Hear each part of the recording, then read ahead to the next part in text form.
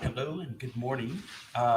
We are with LTC Heroes Live by Experience Care. We are at LeadingAge, Georgia, 2022. Today I'm joined with Liz Woltzen. She's the administrator at Canterbury Court, and she's the first victim of LeadingAge, Georgia, because she was up bright and early. We are starting off the morning. Today's Expo Day. We're on the second day of the convention. We had a keynote yesterday. We also had cocktail hour. Obviously, you and I didn't stay there too long. Let's get into the fun things, long-term care. I like to start off, Liz, by knowing your initiation story, and I would like for you to get into the details as much as you feel comfortable. How did you get into this? Was it haphazard? Was it accidental? Do you have like 14 generations of DNA that you had to do it? Tell me your story. Actually, I started off in business after college, and I worked in corporate America for about 15 years. And after I had my second baby, I decided I just needed something new. I was looking for a different career. My mother, she had been both a nurse and a social worker. And she inspired me to go back and get my master's in social work, which I did. And I went to become a social worker. I worked in hospice for a little bit and kind of fell into long-term care. It wasn't something that I ever planned on staying in, honestly. It was just something that I was doing, to learn more. And I really wanted to become a therapist. And I fell in love with it. And it changed me in so many ways. And I'm so grateful for those accidental happenings in my life that led me down this path. Liz, one of the things that Jenny Helms, the president of LeadingAge Georgia, told me specifically to focus on, and I always thought I was going to get to this at the end of the interview with you, but we're going right in, Okay. which is the perception. You said a word that you said it changed your life in so many ways. That is, I think, it's critical for us to be able to get out the message that this place has so many intangible rewards beyond the paycheck. Can Yeah. you give me a couple of examples of how it changed you? Did it change the way that you approach your family or religion or the outward world, your friends? Tell me. I think the people that I work with, work for, our residents, just they're inspiring. The way, they go through, if they break a hip and, the way they struggle through and persevere and do the hard work that needs to be done. There's a lot of courage you see. There's the grief that they go through, the loss that they have. It's tremendous and heartbreaking sometimes when you hear their stories of their lives. And you see how they've persevered, they've gone on. And it's those kinds of messages that have so moved me to be a little, I think, to be a little bit more vulnerable, to be a little bit more courageous and take some risks in my own life. And then, another thing that I see with them is the way they've lived their lives in terms of activity and fitness, and how they've aged because of that has also been something that has changed me. And looking at that and deciding how it is that I want to age has also changed me. Before we went live and recorded, you said something that I will immediately bring up when I talk to Julie Parker. You told me that she's an amazing boss and you would do anything for her. Yeah. I like to talk about leadership. One of the things that I hear over and over in LTC Heroes on the podcast is there's some mentor in their life, even if, like my age, I'm 40, I still have mentors who are still teaching me things. What is special about her leadership? What's special about what you all do at Canterbury Court that makes you proud to work in long-term care? Gosh, so much. She's a wonderful listener and a collaborator.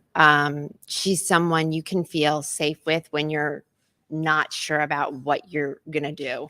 And I think that's an amazing quality in a boss, is just to know that you can make a mistake, that you can ask a question, and you can get the guidance and help you need. It's a relationship that's collegial and non-threatening. I think those are some of the most important qualities in a leader, that they're seeking to help you grow, And they do it with compassion. They do it with empathy. I think, and just with her, the other thing that I've always been um, just really, has delighted me about her is the way she cares about the residents. You can see the connections she makes with the families and the residents. She's the chief operating officer. So, a little bit more removed from kind of the direct line, but it's still as important to her as it is to the rest of us to have those relationships with the residents. I'm in healthcare. I'm the administrator, and that she was in that position prior to me. And those are the most, what you would consider the most vulnerable of our residents. And it warms my heart that that's kind of the place where she goes to fill her bucket, so to speak, to really, if she's having a low day, she'll come up to our floor to, spend time with the residents. And that's kind of one of the things that brings her joy, I think. When I did my clinicals to become a CNA, I noticed that there were CNAs on the floor who had different ways of relating to the residents, Mm-hmm. and also different leadership styles in the way that they trained me, the way that they coached me up. Mm-hmm. So can you speak to me about your style? How do you relate? Who is the resident that you tend to go to? I tend to go to the dementia residents because my grandparents had Alzheimer's, and my leadership style is pretty quiet. What is yours? Well, so the resident I tend to probably gravitate towards, like you said, is I like the tough residents, the ones that I do tend towards the ones who have dementia, but I also like the ones who are not so easy to please. Because feisty. Thank you, Julie Parker. The ones that are feisty, yeah, because I think when you can earn their trust, it means a lot, right? Like it's like you took the time and forged the relationship, and it was challenging, but you did it, and I think it pays off because it wasn't easy necessarily. It wasn't an easy relationship to forge.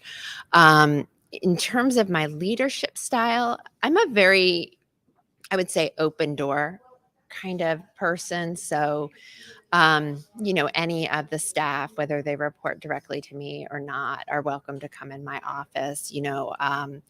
We try to create an environment where staff can make recommendations to us, something as small. One of the staff came to me and said, it would be good to have a sanitizer dispenser outside the soiled utility room. And I'm like, you're right.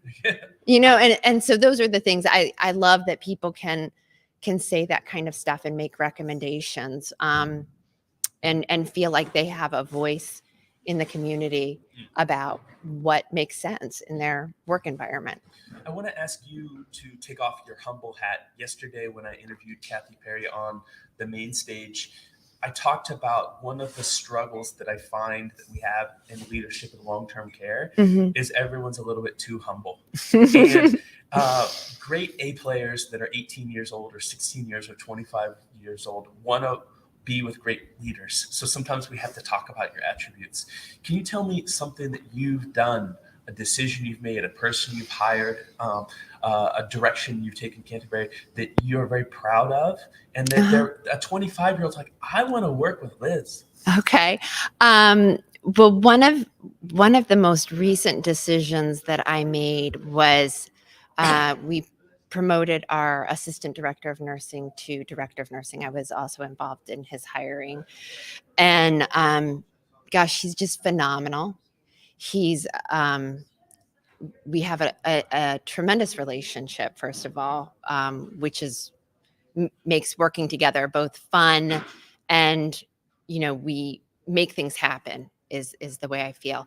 He's done things and been able to push things in a way that, we sometimes it's hard to make change until you get kind of new blood in, but he's been really great about changing anything from like the schedule, how we do scheduling, which is which has been kind of an old school way of pen and paper. And now we're moving finally towards electronic, looking at what vendors we're using and where we can save money, highest and best use of our talent, all that kind of stuff. So he's been a great thought partner for me.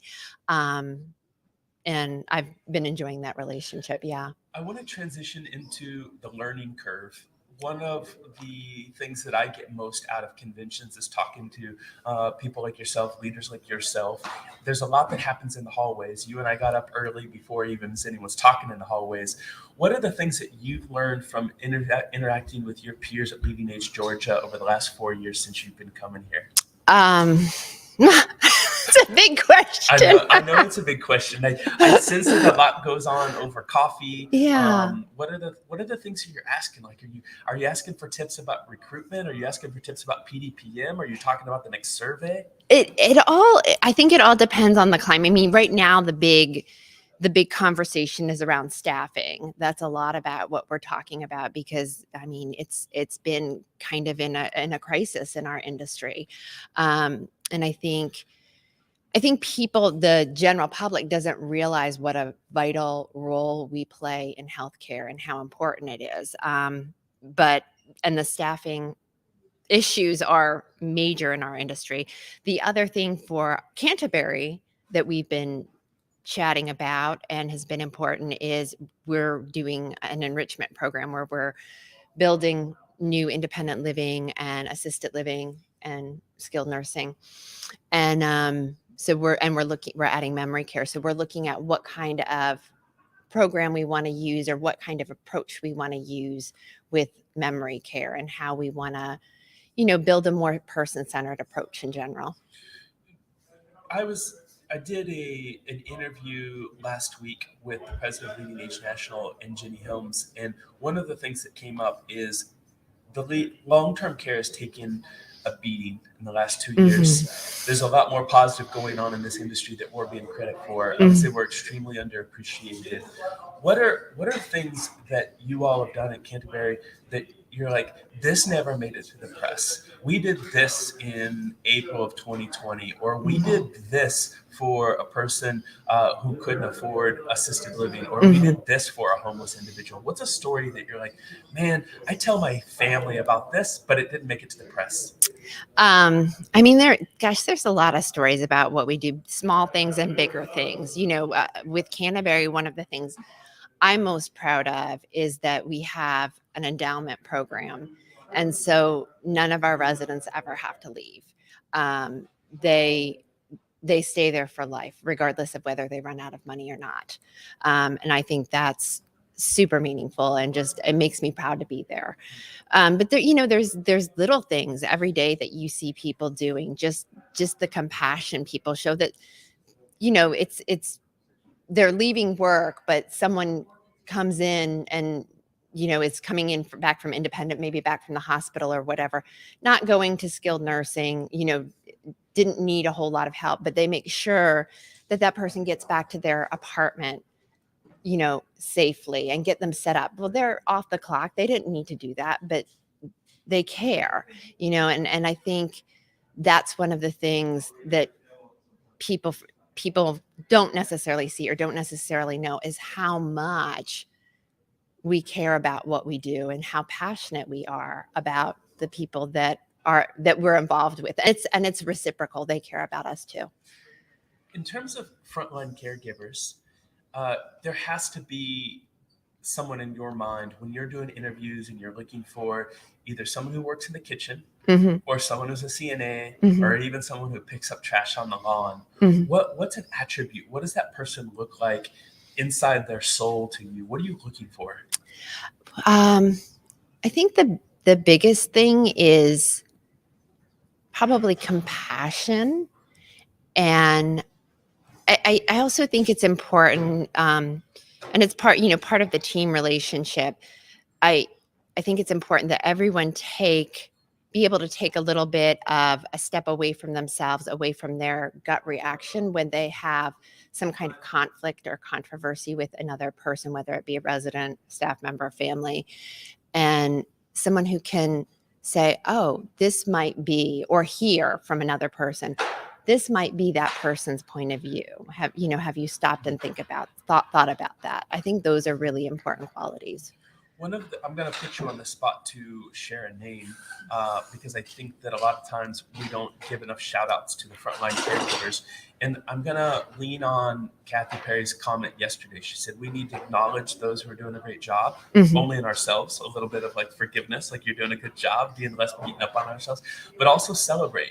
Who's an individual or two in your organization says, and I don't know if I could have done this last year with this person, or I can think of a resident's life who's dramatically different because of how a frontline caregiver cares about them. I think our social worker, Dara Matthews, is tremendous. She's I consider her one of our frontline workers. Robert Cooper, and he's a veteran from the armed forces. He's amazing. People are always talking about the level of confidence that they have when he's taking care of their loved one, and just so good with residents. There's so many. I could just go down the list. I could go on and on with names. I know. I always feel guilty because leaders feel that they need to be able to name the 25 teammates. But I think people understand your passion, and they also know that I surprised you. I didn't prepare you for that. So there's a Robert out there, there's 25 other Roberts, and I'm sure your team knows that. Before we move on, I'm going to start asking you some kind of personal questions about who you are and in your role in long-term care. I want to pause to thank our sponsors. If it were not for AG Roads on Deep Keto, I wouldn't be here. LTC Heroes was brought to LeadingAge Georgia because of AG Roads, so thank you so much. Also, LTC Heroes is sponsored by Experience Care.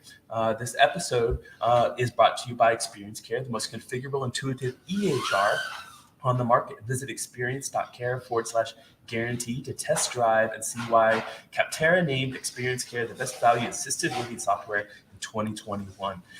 Liz, I kind of want to move into some quotes. I'm a person who remembers quotes that my mother told me. I can remember my mom always saying, she repeats this to her only grandchild, my son. She says, there's only one thing you can control in life, and that's your attitude. So I'm going to throw some quotes at you and tell me and what they make you think of. Okay. One of my favorites is from a football player. His name's Ray Lewis. And he said, they pay me for Monday through Saturday. Sundays are for free when he plays football. Okay. What is your Sunday that you would do for free that is so amazing you almost feel like you owe Julie Parker money for being able to do that? I think it's when I get to just visit with the resident, just spending time, because you can just soak in some of the wisdom that they give you. One of the things I'll say that I used to do, and I don't do it anymore in this role, when I was the social worker, it was kind of a support group. It was called Navigating the Journey, that I did with the chaplain. And it was delving into all kinds of topics about aging, about life, about grief, about anger, about everything, the whole human spectrum. That was one that if I could do that for free, I would do it for free. I loved it.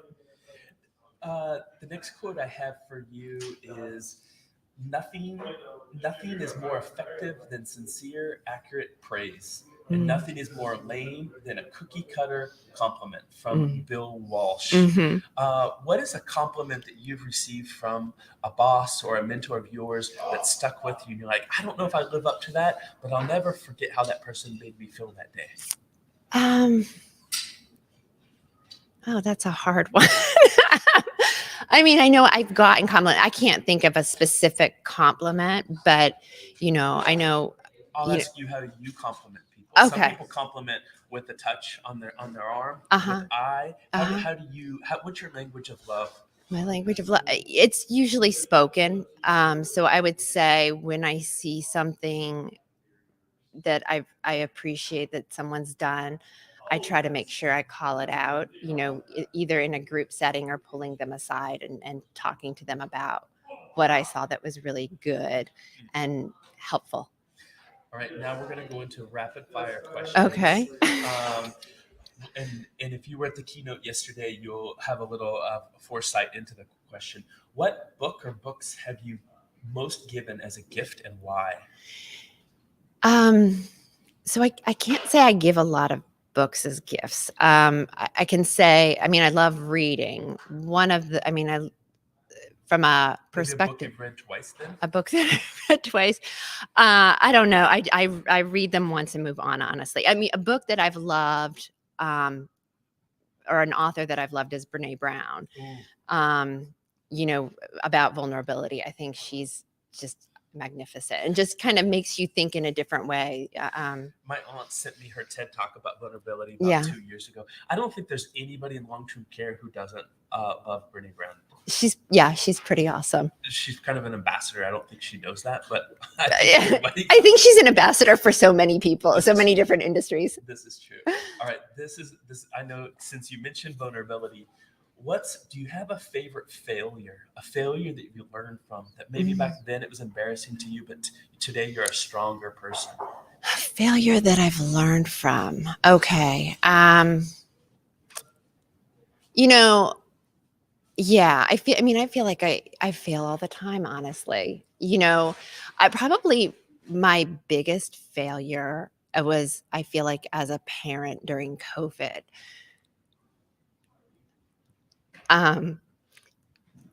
Sorry, I didn't expect to get teared up on that. That makes for a good interview, Liz. I'm here, we're gonna make me tear up. And I also have a 5-year-old, so I can relate. It was just really hard to do the job that I did and be the parent I wanted to be and have the patience I needed to have